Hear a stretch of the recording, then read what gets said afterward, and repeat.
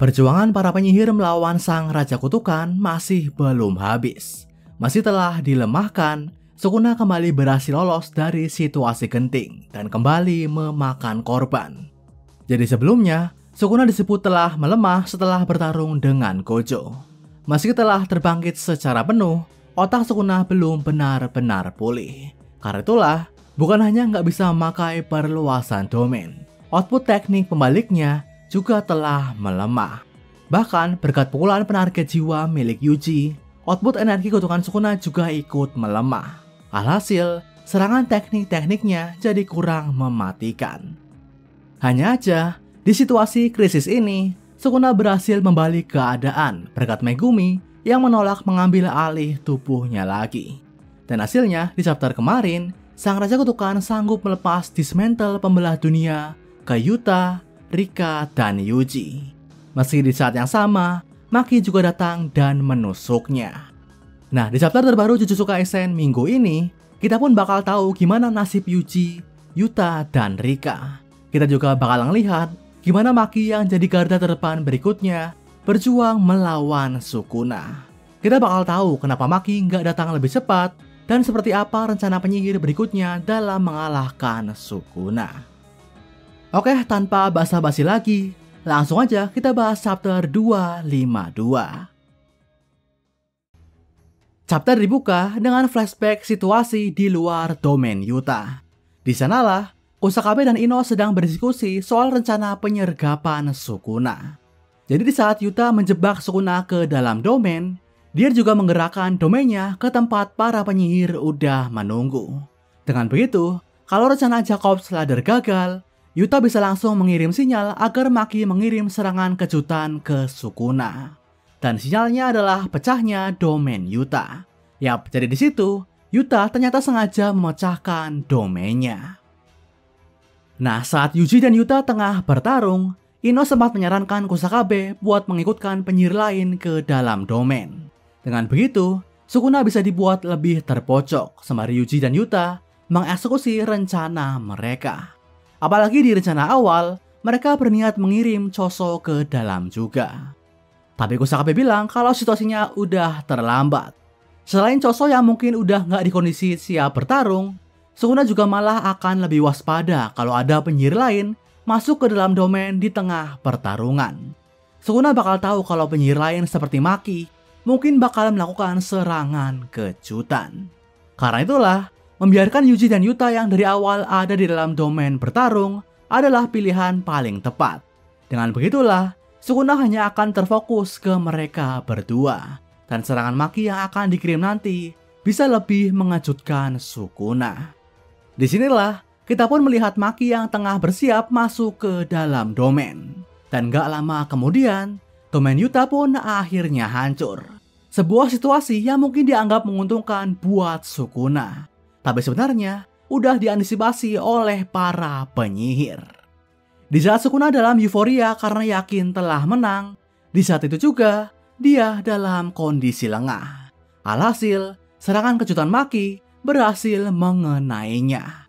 Inilah rencana cadangan yang sama mematikannya dengan rencana-rencana sebelumnya. Nah, di saat Sukuna tertusuk dari belakang, Rika pun langsung mengamankan Yuta. Yuta yang ada di paling depan saat Sukuna melepas dismantle pembelah dunia, jelas mendapat luka paling parah dibanding Rika dan Yuji. Tapi beruntungnya, tubuh Yuta belum sampai terbelah seperti Gojo. Kemungkinan karena output energi kutukannya yang emang sedang melemah. Karena itulah, begitu Rika mengamankan Yuta, Ui langsung muncul dan menteleport mereka ke Shoko. Jadi intinya, kemungkinan Yuta buat selamat masih cukup besar. Nah, begitu pedangnya berhasil menusuk Sukuna, Maki berniat membelah sang lawan menjadi dua. Tapi Sukuna dengan cepat berhasil menghindar. Disinilah, Sukuna juga sadar kalau dirinya telah terkecoh. Sukuna sadar kalau Yuta sengaja membuat domainnya hancur buat mengirim sinyal ke Maki. Dengan membuat barrier yang menghadap Sukuna retak, Sukuna pun jadi terfokus ke daerah itu. Terlebih, hancurnya domain Yuta saat itu juga bikin Sukuna beranggapan kalau Yuta telah kalah. Karena itulah, dia pun menurunkan pertahanannya. Dengan kondisi itulah Maki berhasil menusuk Sukuna dari belakang. Situasi ini mungkin yang jadi alasan kenapa Gojo bisa terbelah. Gojo mungkin juga sama-sama sempat lengah karena beranggapan Sukuna telah kalah. Dan hasilnya, dia pun terkena dismantle pembelah dunia, tebasan yang harusnya bisa dia hindari. Nah, selain terkecoh, Sukuna juga nggak tahu kalau Maki yang punya 0 energi kutukan bisa menembus barrier domain tanpa perlu menghancurkannya. Pengetahuan ini nggak Sukuna dapatkan saat ada di tubuh Yuji. Sementara senjata kutukan yang dibawa Maki ternyata udah disiapkan di dalam domain. Inilah salah satu alasan kenapa Yuta menggeser domainnya. Nah, meski serangan Maki gagal membunuh Sukuna, lukanya terbilang cukup parah. Bahkan Sukuna mengaku nggak bisa memulihkannya secepat luka-luka biasa. Ini karena Maki memakai katana pembelah jiwa, senjata kutukan tingkat spesial yang bisa menyerang jiwa targetnya, nggak peduli seberapa keras fisik sang target. Maki yang kini juga bisa melihat bentuk jiwa, bisa memakainya secara maksimal. Dan hasilnya, luka yang didapat oleh Sukuna nggak bisa disembuhkan dengan teknik pembalik biasa. Buat menyembuhkan luka katana pembelah jiwa, si korban juga harus bisa melihat bentuk jiwanya. Dan sebenarnya, Sukuna bisa melakukan hal itu. Setelah hidup di tubuh yang menampung 2 jiwa, dalam arti tubuh Yuji, Sukuna bisa melihat bentuk jiwanya sendiri. Alasan ini juga lah yang bikin Yuji bisa melihat bentuk jiwa orang lain, hingga sanggup mengembangkan pukulan penarget jiwa. Hanya aja bagi Sukuna, setelah mendapat luka dari pertarungannya dengan Gojo, dia masih nggak bisa memakai teknik pembaliknya dengan maksimal, sehingga nggak bisa dipakai buat memulihkan luka di jiwanya dengan cepat. Sementara itu, Yuji yang juga sempat terkena dismantle pembelah dunia, mencoba buat kembali bertarung. Yuji masih bertekad buat menyelamatkan Megumi. Tapi saat Yuji sedang berlari ke arah Sukuna, tubuhnya langsung ambruk hingga memuntahkan darah. Ternyata, meski telah menguasai teknik pembalik, Yuji belum benar-benar bisa menyembuhkan lukanya saat bertarung dengan Sukuna. Setelah menerima 4 serangan yang harusnya udah membunuhnya, ada bagian dalam tubuh Yuji yang belum pulih 100%. Dan ini berdampak ke tubuhnya. Tapi disinilah Choso datang dan menenangkan Yuji. Choso yang tubuhnya sempat dibuat donat oleh Sukuna terlihat masih sanggup bergerak.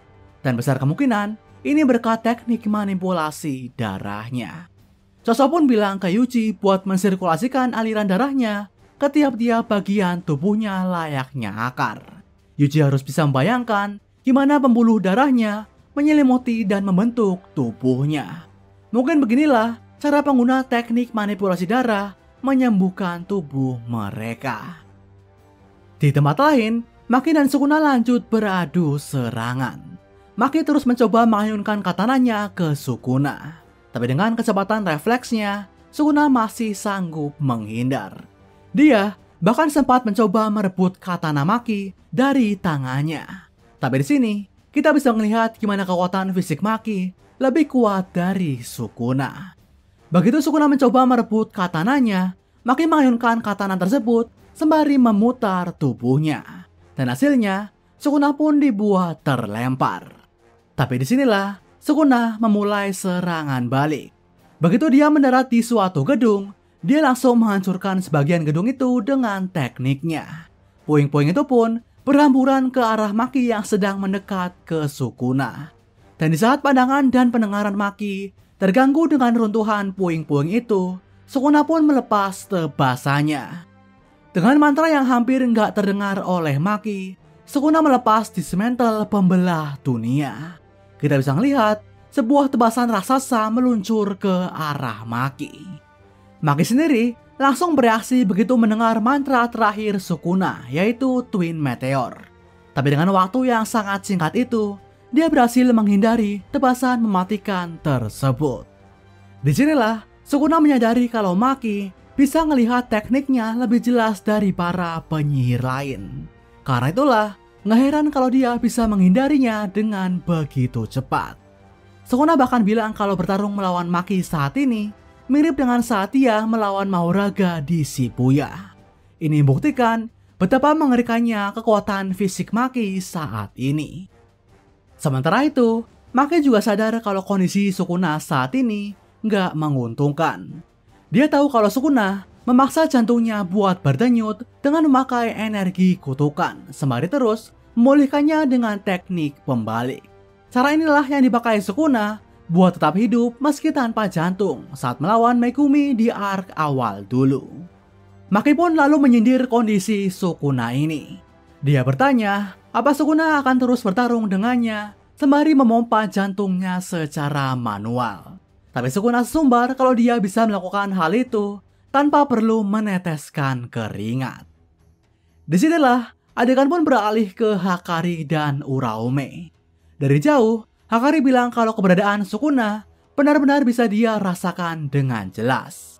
Awalnya, Hakari pun sempat khawatir saat Sukuna terbangkit secara penuh. Tapi setelah para penyihir melawannya, energi kutukan Sukuna udah semakin melemah. Bahkan Hakari bilang ke Uraume kalau Sukuna bakal kalah. Tapi mendengar hal ini, Uraume malah menyebut Hakari naif. Dia bilang kalau jumlah aliran energi kutukan Sukuna bergantung pada lawannya. Semakin dia menganggap lawannya menarik, semakin besar juga gelombang energi kutukan yang dipancarkannya.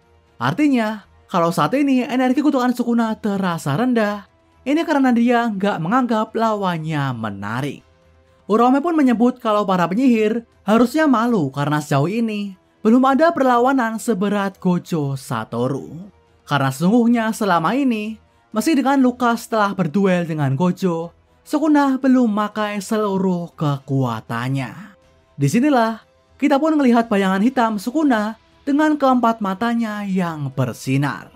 Sang Raja Kutukan seakan bersiap memakai kekuatan yang lebih gila lagi. Itu dia chapter 252 Jujutsu Kaisen. Chapter yang menjadi awal pertarungan Maki melawan Sukuna. Di sini, kita diperlihatkan gimana Maki sempat membuat Sukuna kerepotan.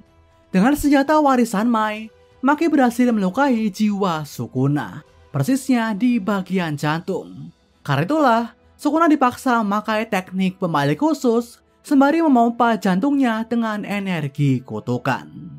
Sukuna sendiri mengaku hal ini bukan perkara sulit. Masih begitu, kalau kita melihat gimana darah terus keluar dari dada dan mulutnya, situasi ini jelas nggak menguntungkan buatnya. Karena itulah nggak mengherankan kalau di akhir chapter, Sukuna terlihat akan melakukan power up. Jadi di sini, Uraume bilang kalau selama ini Sukuna nggak memakai kekuatan penuhnya. Di duelnya melawan Gojo, kita pun udah tahu kalau Sukuna menyimpan beberapa amunisinya. Ini dilakukan karena Sukuna tahu setelah Gojo kalah, para penyihir lain bakal berbondong-bondong menantangnya. Saat melawan Kashimo, Sukuna pun mulai terbangkit secara penuh dan mengeluarkan Kamutoke. Namun setelahnya, kita nggak ngelihat lagi Sukuna mengeluarkan amunisi barunya. Terlepas dari dismantle pembelah dunia yang dia pelajari di duelnya dengan Gojo. Padahal setelah bertarung dengan Gojo dan para penyihir lain, Sukuna udah mendapat berbagai nerf. Pertama, setelah otaknya terkena domain Gojo, Sukuna belum bisa lagi memakai perluasan domain. Nggak cuma itu, teknik membalik miliknya juga berjalan dengan lebih lambat. Dan hal ini membuat jumlah energi kutukannya ikut berkurang. Sukuna pun sempat bilang kalau jumlah energi kutukannya saat ini adalah setara dengan Yuta. Artinya, meski udah berkurang, jumlahnya tetap jauh di atas para penyihir normal. Berikutnya, di pertarungannya dengan Hiromi, Sukuna juga kehilangan Kamutoke. Bahkan di situ, Hiromi juga berasumsi kalau Sukuna udah nggak bisa lagi memakai teknik 10 bayangan. Ini juga gara-gara duelnya melawan Gojo. Terus di pertarungannya dengan Yuji, Sukuna juga mendapat nerf di mana output energi kutukannya dibuat melemah. Ini karena pukulan penarget jiwa milik Yuji berhasil melemahkan kendali Sukuna pada tubuh Megumi. Alhasil, serangan-serangan teknik kutukan Sukuna pun ikut melemah. Terakhir, setelah terkena serangan kejutan Maki, Sukuna juga dipaksa memompa jantungnya dengan energi kutukan, sembari terus memulihkannya dengan teknik pembalik khusus. Itu dia berbagai nerf yang udah diterima Sukuna. Karena itulah, cukup wajar kalau sekaranglah waktunya dia buat all out. Masih pertanyaannya, kekuatan penuh seperti apa yang bakal Sukuna perlihatkan di sini? Sejauh ini, salah satu teknik yang masih sangat misteri dan gak dipakai Sukuna di Shinjuku adalah teknik panah apinya. Awalnya, Kusakabe berasumsi kalau Sukuna gak bisa memakainya karena suatu kondisi. Tapi setelah Uraume bilang kalau Sukuna belum memakai kekuatan penuh, teknik ini mungkin aja jadi jawabannya. Mungkin disinilah kita bakal tahu sebenarnya apa teknik kutukan Sukuna itu. Betulkah teknik menebas dan motongnya selama ini hanyalah perpanjangan atau cabang dari suatu teknik kutukan yang sempat disebut dengan kuil oleh Yorozu? Jadi di dalam teknik kuil ini terdapat berbagai cabang lagi yang salah satunya adalah panah api tadi. Kemungkinan power up lain juga bisa aja terjadi. Contohnya seperti pulihnya otak Sukuna yang berujung dia bisa kembali memakai perluasan domain. Begitu juga dengan teknik pembalik secara maksimal. Dan hal ini jelas nggak kalah berbahaya. Nah, apapun itu, debuffnya Sukuna di sini menandakan kalau Maki bakal dapat ujian yang sesungguhnya. Di duel yang akan datang inilah, kita mungkin bakal ngeliat sisi bertarung Maki yang lebih gila lagi. Terus, Yuji juga masih punya peluang buat ikut bergabung. Pasalnya, meski sempat gagal, pukulan penarget jiwa milik Yuji tetaplah jadi kunci buat membebaskan Megumi.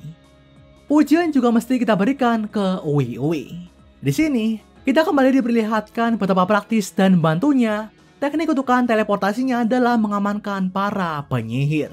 Dan ini mungkin bisa jadi harapan buat kita kalau para penyihir yang telah kalah bisa jadi pulihkan tepat waktu dan kembali ikut bertarung nanti.